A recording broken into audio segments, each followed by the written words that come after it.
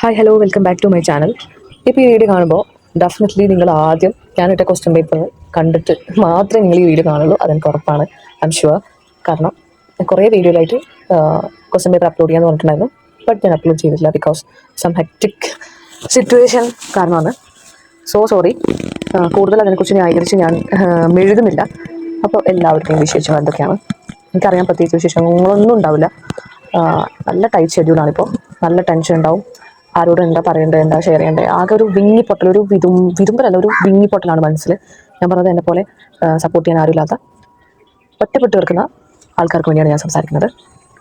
And പാരൻസിനോട് പോലും share ചെയ്യാൻ പറ്റാത്ത പല അവസ്ഥകളിലൂടെ കടന്നു പോകുന്ന ആൾക്കാരുണ്ടാവും. അതിൻ്റെ ഇടയിലൂടെ വേറെ പല പ്രശ്നങ്ങളും ഫേസ് ചെയ്യുന്ന കുറേ ആൾക്കാരുണ്ടാവും. അതുപോലുള്ളൊരു വ്യക്തിയാണ് ഞാൻ.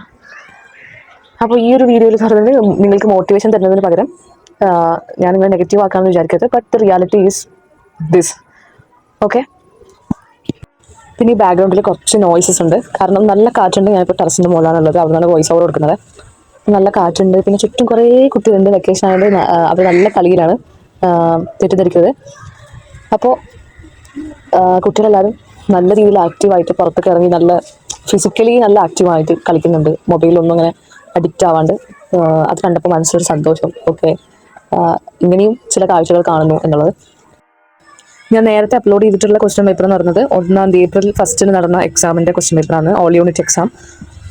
4 നടന്ന എക്സാമിന് ഞാൻ പോയിട്ടില്ല. ഞാൻ ഓൺലൈനായിട്ടാണ് അത് അറ്റൻഡ് ചെയ്തത്. അപ്പോൾ അതിൻ്റെ ക്വസ്റ്റ്യൻ പേപ്പർ ഇല്ല. അപ്പോൾ ഇതിൻ്റെ ഫിസിക്സിൻ്റെ മാത്രമേ ഞാൻ അപ്ലോഡ് ചെയ്തിട്ടുള്ളൂ. കാരണം എല്ലാം കൂടി ഫോട്ടോ എടുക്കുമ്പോൾ ഫോൺ സ്റ്റോറേജ് ഫുള്ളാകുന്നു.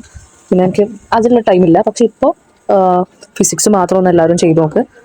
പിന്നെ ഞാൻ പറ്റുന്ന സമയത്ത് എനിക്ക് ടൈം കിട്ടുമ്പോൾ ഞാൻ കെമിസ്ട്രി ഇടാം. ഈ ലാസ്റ്റ് ടൈമിൽ നമ്മൾ ബയോളജീൻ്റെ ക്വസ്റ്റ്യൻസ് കൂടുതലായിട്ട് നല്ലോണം ചെയ്യാൻ ശ്രമിക്കുക. പിന്നെ ഫിസിക്സും ഷോർട്ട് നോട്ട്സ് റിവൈസ് ചെയ്യാനാണ് ഏറ്റവും നല്ലത്. ഫിസിക്സിൻ്റെ ഷോർട്ട് നോട്ട്സ് റിവൈസ് ചെയ്യുക. ഇപ്പോൾ NCERT ഒക്കെ നോക്കാൻ പോയി കഴിഞ്ഞാൽ ഡെഫിനറ്റ്ലി നല്ല കൺഫ്യൂസ്ഡ് ആവും. ഇനി ആകെ എത്ര ദിവസമുള്ളൂ, കൗണ്ട് ഡൗൺ ആണ്, വളരെ എണ്ണപ്പെട്ട ദിവസം. അപ്പോൾ അത് മാക്സിമം യൂട്ടിലൈസ് ചെയ്യുക.